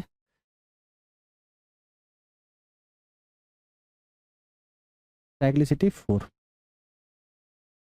और क्या होती साइक्लिसिटी 4। तो इसमें नंबर कौन कौन से बचे थे, नंबर आपके बचे थे 2 3 7 और 8। क्या नंबर बचे थे आपके, 2 3 7 और 8, ठीक है। तो देखिए पहले इसको तो फटाफट स्पीड में समझते हैं हम लोग कि क्या चीजें हैं यहाँ पे। अगर हम बोले यहाँ पे देखिए 2 की पावर अगर मैंने 1 किया तो इनो डिजिट कितनी आएगी बताओ, 2 ही आएगी। 2 की पावर अगर 3 करा तो 2 की पावर अगर मैंने 2 किया तो कितना आ जाएगा बताओ, 2 दूनी 4 आ जाएगा। 2 की पावर अगर 3 किया तो 8 आ जाएगा। 2 की पावर अगर 4 किया तो 16 आ जाएगा, ठीक है। इतना समझ में आए। तो आप यहाँ से देख रहे हैं 16 मतलब किससे, मतलब आपको सिर्फ 6 से। अब देखो कायदे से आप ऐसे कर सकते हो, 2 की पावर 1 थी 2, इसी में आपने 2 का मल्टीप्लाई कर दी, 2 दूनी 4, इसी में आपने मल्टीप्लाई कर दिया 8 दूनी 16, क्योंकि आपको मतलब किससे, सिर्फ इकाई के अंक से। और यहाँ देखो 4 दूनी 8 फिर 8 दूनी 16 का 6, ठीक है। अगर आप आगे भी अगर करना चाहें तो 2 की पावर 5 आपकी कितनी हो जाएगी बताओ, इसी में आप 6 में किसका मल्टीप्लाई कर दो, 2 का, 6 दूनी 12 का 2। क्लियर है क्या। फिर 2 की पावर अगर 6 करें तो देखो मैं सिर्फ एक का समझा रहा हूँ आपको, सबका सेम का सेम ही रहता है, ऐसे ही कैसे नियम बन के आया आपका। देखिए 2 की पावर अगर हम 6 कर दें तो कितना हो जाएगा, इसी में आप 2 का मल्टीप्लाई कर दीजिए, कितना हो जाएगा, 2 दूनी 4। 2 की पावर अगर आप 7 कर दें तो कितना हो जाएगा, 2 की पावर अगर 7 कर दो 4 दूनी 8, और 2 की पावर अगर आप 8 कर दें तो कितना हो जाएगा, 6। तो यहाँ से आपको कुछ ना कुछ तो समझ में आ रहा होगा। और वो क्या समझ में आ रहा दोस्तों आपको, देखिए वो आपको ये समझ में आ रहा होगा कि एक टाइम आने के बाद नंबर्स आपके क्या हो रहे हैं, रिपीट हो रहे हैं। जैसे आप यहाँ पे देखें, देखिए 2 4 8 6, 2 4 8 6 नंबर्स रिपीट हो रहे हैं, बिल्कुल हो रहे हैं। तो ये किसके बाद हो रहे हैं, ये 4 4 4 पावर के बाद रिपीट हो रहे हैं। 4 पावर के बाद सेम के सेम नंबर है, अरे 4 पावर के बाद सेम के सेम नंबर है, इसलिए नंबर्स क्या हो रहे हैं आपके, रिपीट हो रहे हैं। फिर देखो 2 की पावर 5 है, अब 2 की पावर 5 है, अगर 2 की पावर 5 है और इस पावर 5 को अगर मैं 4 से डिवाइड करूँ तो रिमाइंडर कितना आएगा बताइए, 1। तो रिमाइंडर 1 आया, और इसी को अगर मैं फिर से 2 की पावर 1 कर दूं तो आएगा कितना बताओ, 2 ही आएगा। तो चाहे 2 की पावर 5 बोलो चाहे 2 की पावर 1 बोलो, बात बराबर है। चाहे 2 की पावर 6 बोलो चाहे 2 की पावर 2 बोलो, बात बराबर है, ठीक है। तो यहीं से एक नियम बन के आता है आपका, वो नियम हम अभी समझेंगे। तो देखिए ऐसे ही आपका सेम 3 की कहानी है, ऐसी आपकी सेम 7 की कहानी, ऐसी सेम आपकी 8 की कहानी। क्लियर है क्या, आई बात समझ में, ठीक। तो बेसिक हम लोग इसका बस डिस्कस कर लिए, वो आप लोग आराम से निकाल सकते हैं 3 की पावर 1 ऐसा करके बेसिक करके, ठीक है। तो यहाँ से आपको याद रखना है कि जैसे किसी भी नंबर्स की जब भी पावर, जब भी 2 3 7 8 की कुछ भी पावर आ जाए, फॉर एग्जाम्पल मैं आपको एग्जाम्पल यहाँ पे दे रहा हूँ, हम 2 को ही समझ रहे हैं ना, जैसा 2 का नियम रहेगा वैसे ही आपके आगे सब समझने वाली बात सिर्फ यहीं पे है 2 3 7 8 में, बाकी इसके पहले तो बेसिक है, कोई दिक्कत ही नहीं। तो आपको इतना समझना 2 3 7 8 में कहानी क्या होती है। 2 3 7 8 में ये होता है कि अगर मैंने बोला 2 की पावर आपकी 25 है, 2 की पावर कितनी है आपकी 25, तो अगर 2 की पावर 25 आ गई तो उसको समझने का सबसे बेस्ट तरीका क्या है कि आप क्या काम कीजिए, यहाँ से हम एक छोटा सा रूल भी लिख लेते हैं और एक छोटा सा नियम बना के लिख लीजिए कि ये नियम ही आपके लिए इंपॉर्टेंट है। अगर आपको ये नियम समझ में आ गया तो क्वेश्चन आपका आराम से बन जाएगा। और वो नियम क्या है दोस्तों? नियम ये है कि अगर कोई संख्या की इकाई के अंक या कोई नंबर है उसका यूनिट डिजिट 2, 3, 7 या 8 है, क्या है 2, 3, 7 या 8 है, यहाँ पे 2 भी हो सकता है, यहाँ पे 3 भी हो सकता है, 7 भी हो सकता है, 8 भी हो सकता है। ठीक है, तो तरीका एक ही है जो हम लोग यहाँ पे डिस्कस करने वाले हैं। तो अगर किसी संख्या की पावर 2, 3, किसी संख्या मतलब कौन सी संख्या 2, 3, 7, 8 की पावर अगर आ जाती है तो आपको रूल क्या होता है कि हम इसकी पावर को पावर बोले तो घात को 4 से क्या करते हैं डिवाइड करते हैं, घात को क्या करते हैं 4 से डिवाइड करते हैं। और जो रिमाइंडर बचता है, और जो रिमाइंडर या शेषफल जिसको आप बोलते हो शेषफल बचता है, वही इसकी पावर हो जाती है, वही इस संख्या की क्या हो जाती है घात हो जाती है। आए कि नहीं बात समझ में? ठीक। तो पावर को डिवाइड किससे करना है 4 से, और बाकी क्वेश्चन आपका खत्म है। जैसे हमने बोला 2 की पावर 25, आपको पता है 25 आया, तो 25 को भाग दिया हमने 4 से, कितने बार गया 4 6 24, रिमाइंडर कितना बचा तो बोलोगे 1 बचा, इस 1 को ही मैंने कर दिया 2 की पावर 1, मतलब यूनिट डिजिट कितने आ गए 2, और यही आपका राइट आंसर। अरे आए कि नहीं आया? इतना आसान क्वेश्चन है, बस ये छोटी सी बात है जो आपके लिए जरूरी है, और ये छोटी सी बात अगर आपको पता है तो फिर आप बड़ा से बड़ा क्वेश्चन आसानी से कर पाएंगे। अब मैंने मान लिया कि चलो 2 की पावर छोड़ो, कल को क्वेश्चन आ गया, देखो यही बस बेसिक है, इसके बाद यूनिट डिजिट आपका खत्म है। अगर मैंने आपसे बोल दिया कल को कि जैसे 3 है, 3 की पावर मान लो आपकी आ गया, 3 की पावर हम कुछ ही मान लेंगे, फॉर एग्जाम्पल आपने मान लिया 27, कितना मान लिया 27। ठीक है, अब आपको करना क्या है, 3 की पावर 27 है, तो 3 की पावर 27, इसके पहले कुछ और नंबर भी हो सकते हैं, जैसे मैंने बोला इसके पहले कुछ भी नंबर हो सकते हैं, 5 6 9, ये नंबर लिख रखा 5 6 9 3, और 3 की पावर क्या है 27। तो भाई ये जो नंबर, अब इसका इकाई अंक आपसे पूछा गया, तो आप क्या काम करेंगे, इस नंबर से कोई मतलब है क्या? बिल्कुल नहीं, हमें तो सिर्फ 3 को देखना है। ठीक है, तो इसके पहले के नंबर से तो वैसे भी मतलब नहीं होता हमें, तो हमने उठाया 3, 3 की पावर 27, तो आप क्या काम कीजिए, आप इसको, आपको पता है कि जब 3 की पावर मतलब कौन से नंबर याद रखना, 2 3 7 8, अगर 2 3 7 8 आ गए तो 3 की पावर 27 है, तो याद रखिएगा 27 को हम डिवाइड किससे करेंगे 4 से, आपको पता है 4 6 24, बचा कितना रिमाइंडर 3, तो रिमाइंडर कितना बचा बताइए 3, और यही 3 आपका कितना हो जाएगा, यही 3 आपका इस 3 की पावर बन जाएगा, और आपको पता है 3 3 होती है 27, तो भाई कितना आएगा 27 का 7, और यही आपका राइट। अरे आए कि नहीं आया समझ में? तो कितने भी बड़ा क्वेश्चन आ जाए आसानी से चीजें आपको समझ में आ जाएंगी। क्लियर है क्या? तो यहाँ से आपका साइक्लिसिटी 4 खत्म होता है, 2 3 7 और 8, यहाँ पे नियम लगेंगे 2 3 7 और 8। इसके लिए आपको जो भी नंबर है उसकी पावर को 4 से भाग देना है, जो भी आपका रिमाइंडर आएगा वो सेम उसी की पावर आप कर देंगे, तो जिससे आपका यूनिट डिजिट आराम से आ जाएगा। और ये करते क्यों है मैंने बताया आपको, यहाँ से करते हैं, चाहे आप 2 की पावर 4 बोलो, उसके बाद जब 2 की पावर 5 पे आते हो, क्योंकि 2 की पावर 5 से वही नंबर आ जाता है जो 2 की पावर 1 में होता है, 2 की पावर 4 से 2 की पावर 6, 2 की पावर 3 से 2 की पावर 7, 2 की पावर 4 से 2 की पावर 8, कल को आप 2 की पावर 9 भी निकालते तो ये भी क्या हो जाएगा 2 की पावर 1 ही हो जाता है। क्यों होता है कि 9 9 आ गया, 9 को डिवाइड किया 4 4 दुनिया 8, रिमाइंडर कितना बचा 1 बचा, फिर 2 की पावर 1 हो जाएगा, तो आ जाएगा क्या वहां से 1 ही आ जाएगा। तो क्या समझ में आया क्यों करते हैं ऐसा? क्योंकि साइक्लिसिटी 4 में मतलब 4 संख्या के बाद 4 के बाद ये क्या होता है रिटर्न होता है, रिपीट होता जाता है। ठीक है दोस्तों, चलिए यहाँ ये हो गया आपका साइक्लिसिटी खत्म। ठीक है, चलिए अब देखेंगे इसी में नेक्स्ट नहीं, ये आपका हो चुका है, अब हम देख लेंगे क्या डिविजिबिलिटी। ठीक है, तो आपको थोड़ा थोड़ा बेसिक बताते हम चलेंगे। देखिए यहाँ से अब बात करेंगे हम डिविजिबिलिटी की।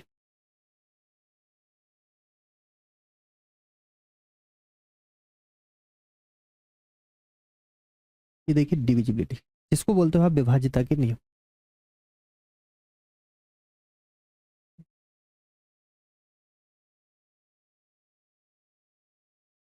ठीक है, विभाज्यता के नियम डिविजिबिलिटी। ठीक है दोस्तों, चलिए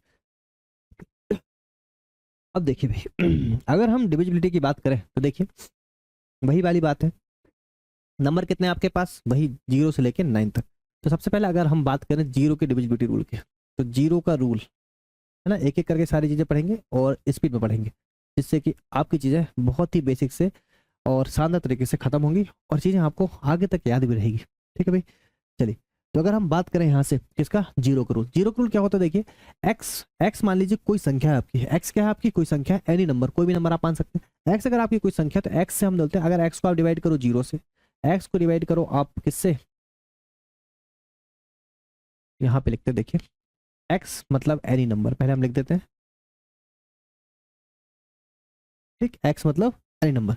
अगर हम बात करें एक्स से, एक्स को जीरो से डिवाइड करो, ठीक, एक्स को आप डिवाइड करो किससे, ठीक, यही आपका क्या है, जीरो का नियम। जैसे देखो एक्स मतलब एनी नंबर, एक्स आपका कोई संख्या है, कोई भी संख्या है, एक्स क्या हो भाई, कोई भी संख्या।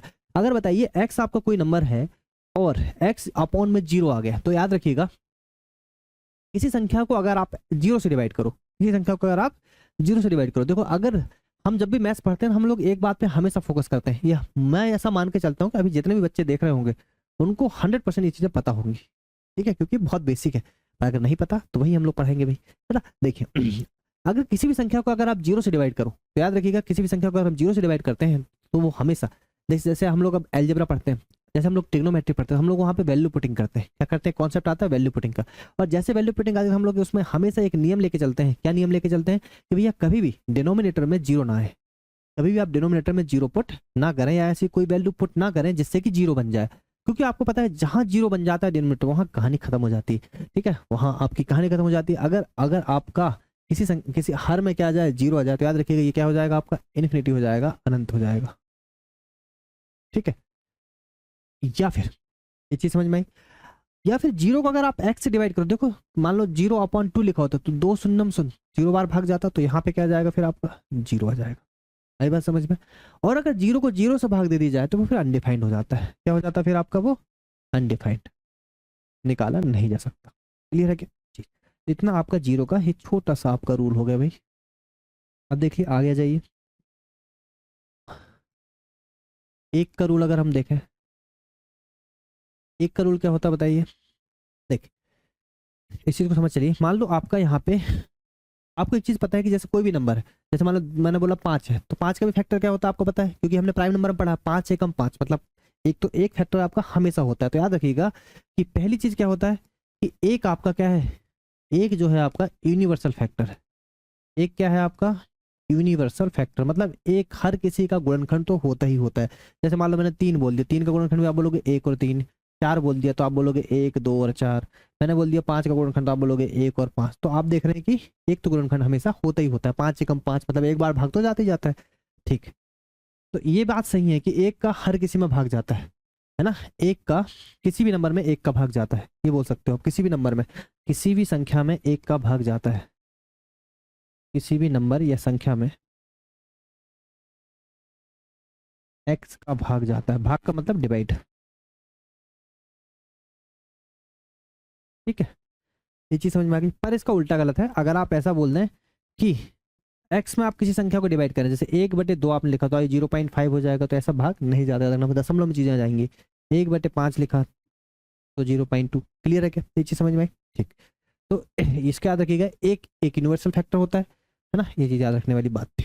चल तो जीरो और एक का हो गया। अब देखिए दो, चार, आठ, 16, 32, आगे तक आ सकते हैं नंबर। क्लियर है क्या। तो दो का रूल क्या होता है बताइए, सबको पता है कि किसी संख्या के अंत में, किसी संख्या के अंत में अगर जीरो आ जाए या फिर दो आ जाए तो वो संख्या पूरी ही आपकी डिविजिबल होगी किससे, दो से। तो आप बोल सकते हो कि लास्ट डिजिट, किसी नंबर की लास्ट डिजिट या फिर यूनिट डिजिट क्या आ जाए आपकी, जीरो, तो वो संख्या आपकी डिविजिबल हो जाएगी किससे, दो से। या फिर आप बोल सकते हो, यहाँ पे मैंने अच्छे से लिखा नहीं, ये लास्ट डिजिट आपकी, लास्ट डिजिट क्या हो आपकी, इवन हो, लास्ट डिजिट क्या हो आपकी, इवन हो, या फिर यूनिट डिजिट आपकी जीरो आ जाए। दोनों ही कैटेगरी में दो से डिवाइड होगी संख्या, ठीक है। एग्जाम्पल हम साथ साथ में लिखते चलते हैं, जैसे लिखा हुआ 3, 5, 7, 6, ये संख्या भी दो से डिवाइड होगी, क्योंकि यूनिट डिजिट क्या है आपकी, एक इवन नंबर है। या फिर मैं आपसे बोल दूं कि 5, 7, 6, 0 आ गया तो भी ये संख्या किससे डिवाइड होगी, दो से, ठीक है। इतना समझ में आए। चलिए अब देखिए चार की कहानी क्या है। तो लास्ट की टू डिजिट क्या याद रखिएगा, किसी संख्या की लास्ट टू डिजिट किसी संख्या की लास्ट टू डिजिट डिविजिबल होना चाहिए किससे? 2 से। ठीक है, किसी संख्या की लास्ट टू डिजिट डिविजिबल होना चाहिए किससे? 2 से। एग्जाम्पल साथ साथ में देखते चलेंगे, सॉरी 4 से। एग्जाम्पल क्या है? जैसे मान लो कोई बड़ा सा नंबर आपका आ जाता है, ठीक है, अब ये नंबर आ गया, और बड़ा भी हो सकता है नंबर, अब ये नंबर आ गया और मुझे पता करना है कि 4 से डिविजिबल है या नहीं। किससे डिविजिबल है कि नहीं? 4 से डिविजिबल है या नहीं। तो मैं क्या काम करूंगा कि जो संख्या मुझे दे रखी है उसकी सिर्फ मैं लास्ट की 2 डिजिट चेक करूंगा। कितनी? 2 डिजिट। मैं उठाऊंगा सिर्फ 64 को। 64 अगर 4 से भाग जा रहा है मतलब ये संख्या आपकी 4 से भाग जाएगी। अरे है क्लियर? बिल्कुल ठीक है। इसके बाद देख लीजिए 8 की, तो लास्ट 3 डिजिट क्या चेक करेंगे आप? सिर्फ किसी संख्या की लास्ट 3 डिजिट को चेक कीजिएगा। अगर लास्ट 3 डिजिट आपकी 8 से डिविजिबल है तो संख्या आपकी 8 से पूरी पूरी भाग चली जाएगी। जैसे मैंने लिखा कि मान लो कोई बहुत बड़ा सा नंबर है 895635 008। ठीक है, क्लियर है क्या? ऐसे लिखा हुआ है। तो आप बस देख लीजिए लास्ट की 3 डिजिट 8 से डिविजिबल है क्या? बिल्कुल है। या फिर इसकी जगह पे आ सकता था 512। ठीक है, तो ये भी संख्या किससे डिविजिबल है आपकी? 8 से डिविजिबल है। क्लियर है क्या? तो ये पूरी संख्या आपकी, क्योंकि हम लास्ट की कुछ उठाएंगे सिर्फ 512 को उठाएंगे, 512 को 8 से डिवाइड करेंगे, पूरा पूरा भाग चला जाएगा, मतलब ये संख्या आपकी 8 से डिविजिबल हो जाएगी। और नहीं जाएगा तो नहीं होगी। ठीक, ऐसे अगर 16 की देखें तो लास्ट की 4 डिजिट डिविजिबल किससे होना चाहिए? 16 से। ठीक है, आगे बात समझ में। और यहाँ पे अगर आप देखेंगे तो लास्ट की 5 डिजिट। तो यहाँ से देखिए कुछ आपको कॉन्सेप्ट समझ में आएगा, है ना? यहाँ से आपको कुछ ना कुछ तो कॉन्सेप्ट समझ में आएगा। और वो कॉन्सेप्ट क्या है? तो कॉन्सेप्ट ये है दोस्तों कि अगर आप यहाँ पे थोड़ा बेसिक लगाए तो देखिए 2 की पावर कितना है? 1। 4 2 की पावर कितना है? 2। 8 में क्या है? 2 की पावर 3। 16 में क्या है? 2 की पावर 4। 32 क्या है? 2 की पावर 5। ठीक है, और अगर आप यहाँ पे थोड़ा सा गौर करें तो आपको एक चीज समझ में आएगी, और वो चीज क्या है दोस्तों? आपको यहाँ से ये समझ में आ गया पावर 1 थी तो लास्ट डिजिट को डिवाइड करके देखे थे। पावर 2 है तो लास्ट 2 डिजिट। पावर 3 है तो लास्ट 3 डिजिट। पावर 4 है तो लास्ट 4 डिजिट। पावर 5 है तो लास्ट 5 डिजिट। है कि नहीं क्लियर? अरे बिल्कुल क्लियर है कि नहीं? ठीक है, तो बिल्कुल बेसिक से लेकर हम लोग चल रहे हैं यहाँ पे, है ना? तो यहाँ तक चीजें आपको समझ में आ गई होंगी। अब देख लीजिए यहीं पे देख लेते हैं ये आगे। देखिए 2 हो गया। अब इसके बाद देख लीजिए 5, 25, 125, ये आगे बढ़ते जाएगा। ठीक है, देखिए 5 का अगर हमें नियम बताना है तो भाई 5 का नियम क्या होता है कि किसी संख्या, कोई संख्या 5 से डिविजिबल है या नहीं ये कैसे पता चलेगा? तो पता कैसे चलता? किसी संख्या के जो लास्ट डिजिट है आपकी, किसी संख्या की लास्ट डिजिट डिविजिबल होना चाहिए किससे? 5 से। किसी संख्या की लास्ट डिजिट किससे डिविजिबल होना चाहिए? 5 से। या फिर आप ये बोल सकते हो लास्ट डिजिट आपकी क्या होना चाहिए? 0 होना चाहिए, है ना? दो चीज बोल सकते हो, या लास्ट डिजिट क्या होना चाहिए आपकी, यूनिट डिजिट क्या होना चाहिए आपकी? 0। 0 हो तो आपकी संख्या किससे डिविजिबल डिविजिबल हो जाएगी? 5 से, है ना? या तो लास्ट डिजिट आपकी 5 से डिविजिबल हो जाए, या फिर मतलब 5 हो या फिर 0 हो, ऐसा बोल सकते हो आप। ठीक है, देखिए 25 की अगर हम बात करें तो किसी संख्या की लास्ट टू डिजिट, किसी संख्या की लास्ट टू डिजिट अगर डिविजिबल है 25 से तो संख्या आपकी 25 से डिविजिबल हो जाएगी। तो 25 की बात करें तो लास्ट 3 डिजिट ये सेम सेम है, इसलिए हमने साथ साथ में देख लिए। 125 से अगर डिविजिबल है तो संख्या आपकी 125 से डिविजिबल हो जाएगी। जैसे एग्जांपल अगर हम देखें तो अगर मैं आपसे ये बोलूं, ये देखिए लिखा हुआ 3756 125, ये लिखा हुआ है।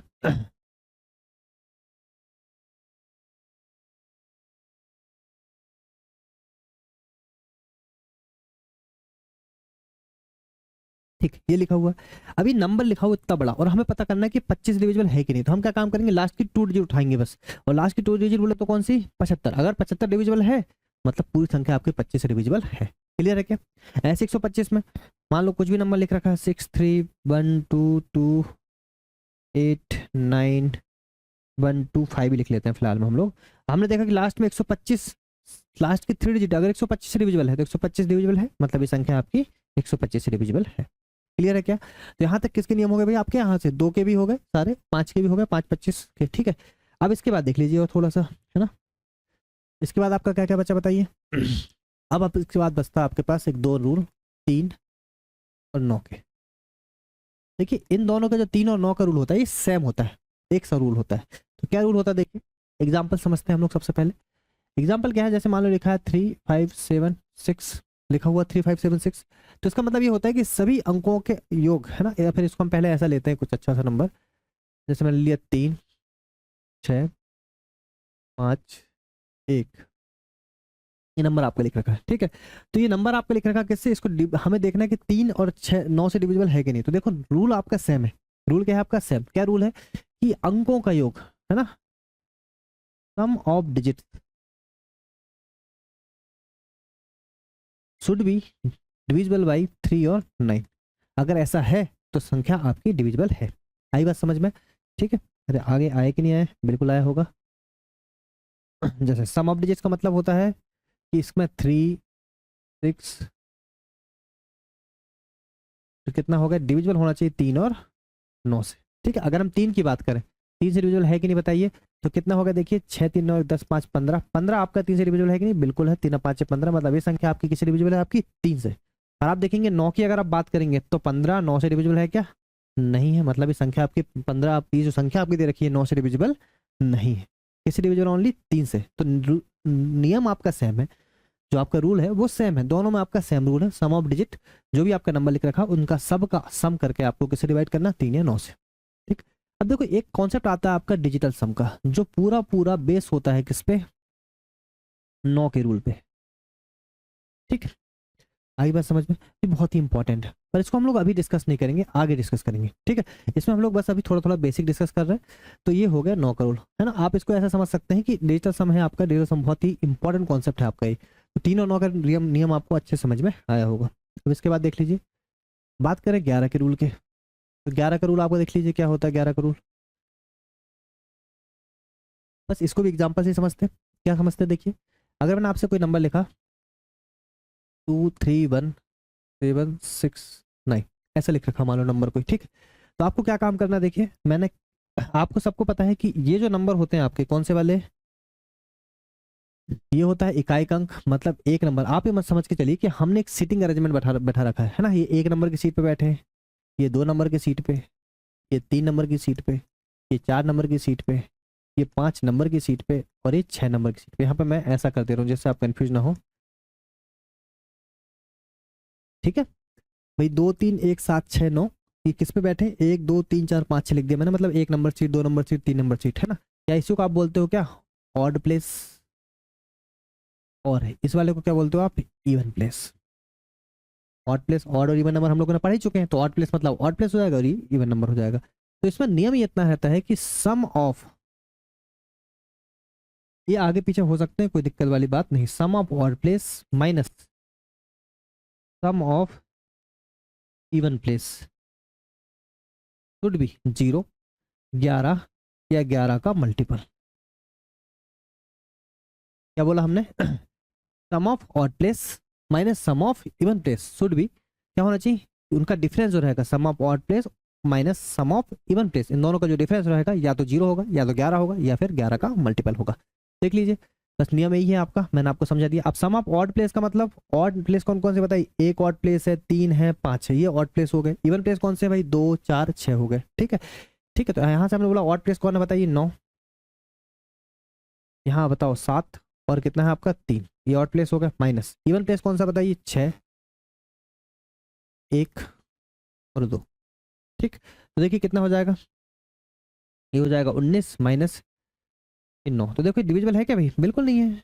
कितना आ गया, 10 आ गया, तो ये डिविजिबल नहीं है। डिविजिबल है क्या, नहीं है। ये संख्या आपकी डिविजिबल नहीं है किससे, 11 से। आगे बात समझ में, बहुत शानदार। अब देखिए तो आप इसको या तो ये बेसिक मैंने आपको मैं ये पढ़ाना चाह रहा था, ये मैंने आपको बता दिया, सबसे इंपॉर्टेंट यही है। सबसे इंपॉर्टेंट क्या है दोस्तों, यही।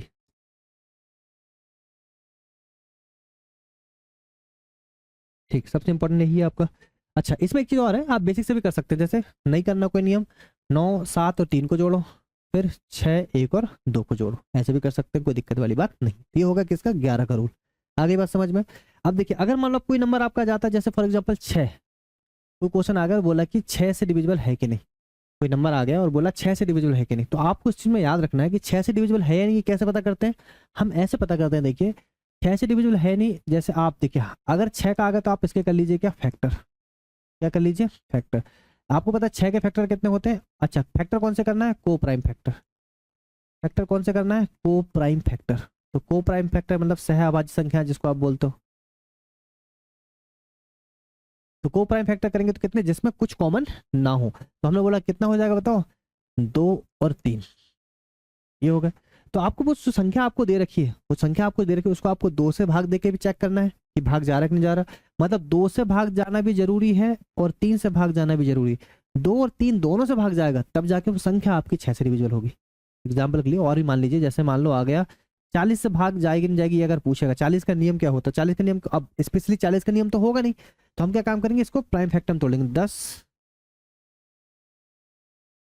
8 और 5, 8×5 = 40, इन दोनों में कुछ कॉमन है क्या, बिल्कुल कॉमन नहीं है।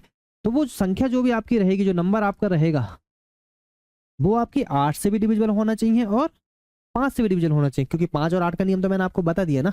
ठीक, ऐसे देखो मान लो 88 आ गया, तो 88 डिविजिबल है कि नहीं कैसे चेक करेंगे, वही को प्राइम फैक्टर साइन करेंगे, तो कितना हो जाएगा 11 और 8, तो वो संख्या आपकी 11 से भी डिविजिबल होना चाहिए और किससे, 8 से भी डिविजिबल होना चाहिए। आगे बात समझ में, ठीक, बहुत शानदार है ना। इनके सारे क्वेश्चन अभी आएंगे, तो हम लोग क्वेश्चन अभी डिस्कस नहीं कर रहे हैं। अच्छा, इसमें कभी कभी एक चीज और आ जाती है कि जैसे एक नियम और आता है आपका, कौन सा, ये हो गए आपके सारे ही नियम, ठीक है। अब एक नियम और आप बना सकते हैं, 7, 11 और 13, इन दोनों का एक रूल होता है एक साथ, तो उसको और देख लेते हैं, फिर हम लोग नेक्स्ट बेसिक के लेक्चर में आगे की चीजें पढ़ेंगे, ठीक है। तो देखिए 7, 11, 13 की अगर बात करें तो क्या हो जाता है बताइए, जैसे कोई नंबर लिख रखा है, इसको भी हम एग्जाम्पल से ही समझते हैं। जैसे कोई नंबर लिख रखा, मान लो 351 021, ऐसा लिख रखा मान लो, ठीक है। तो अगर मुझे इसको चेक करना है कि देखो 11 का तो रूल है ही स्पेशल, तो आप इससे चेक कर सकते हैं, एक तो है ही, इससे भी चेक कर सकते हैं। अगर ये ऐसा आ गया तो आपको क्या काम करना है, आपको ये देखना है कि अगर ये नंबर आपका लिख रखा है तो आपको 3 3 के पेयर बनाना है। ये 3 का पेयर हो गया, ये 3 का पेयर, और दोनों के पेयर का क्या लेना फिर, डिफरेंस। और उसके बाद चेक करना है कि नंबर 7 से डिविजिबल है क्या, 11 से है क्या और 13 से है क्या। क्लियर है क्या, आई बात समझ में, बिल्कुल। तो आपको करना होगा 351 माइनस 21 से डिवाइड, 0, 5 में से 2 गए 3, तो कितना आ गया, 33 आ गया। तो 33 7 से डिविजिबल है क्या, 7 से डिविजिबल है क्या, नहीं है। 11 से है क्या, है, तो ये संख्या 11 से डिविजिबल हो जाएगी। 13 से है क्या, नहीं है। तो ऐसे करके आप एक रूल से 7, 11, 13 का भी एक रूल बना सकते हैं, ठीक है। तो एक रूल आपका ये हो गया, क्या करते हैं, 3 3 का डिफरेंस लेते हैं। कल को ये डिफरेंस ज्यादा हो जाएगा तो 3 3 का वही ऑड प्लेस, 3 वाला 3 पेयर वाला ऑड प्लेस, 3 पेयर वाला इवन प्लेस, दोनों को जोड़ के दोनों का डिफरेंस लेके आप आराम से वैल्यू निकाल सकते हैं, ठीक है। चलिए, तो इतनी ज़्यादा जरूरत इसकी कभी पड़ती नहीं, इसलिए और ज़्यादा डिटेल में जाने की जरूरत नहीं, ठीक है दोस्तों। तो यहाँ तक आपका पूरी चीज़ें क्लियर हो गई। ये बेसिक 1 है आपका एक लेक्चर, एक बेसिक 2 और रहेगा, जिसमें हम लोग क्या देखेंगे, यूनिट डिजिट आपका हो गया, डिविजिबिलिटी आपका हो चुका है, ठीक है। इसके बाद आपका रहेगा क्या, आपका reminder theorem, number of zeros, और सर्च एंड एनालिसिस के थोड़ी बहुत बेसिक्स, और साथ में आपका रहेगा स्क्वायर रूट और क्यूब रूट, ठीक है। ये 4-5 चीज़ें आपकी और रहेंगी, और उसके बाद फिर हम लोग क्वेश्चंस पे आएंगे, ठीक है दोस्तों। चलिए, टेक केयर, शानदार तरीके से पढ़ाई करते रहिए।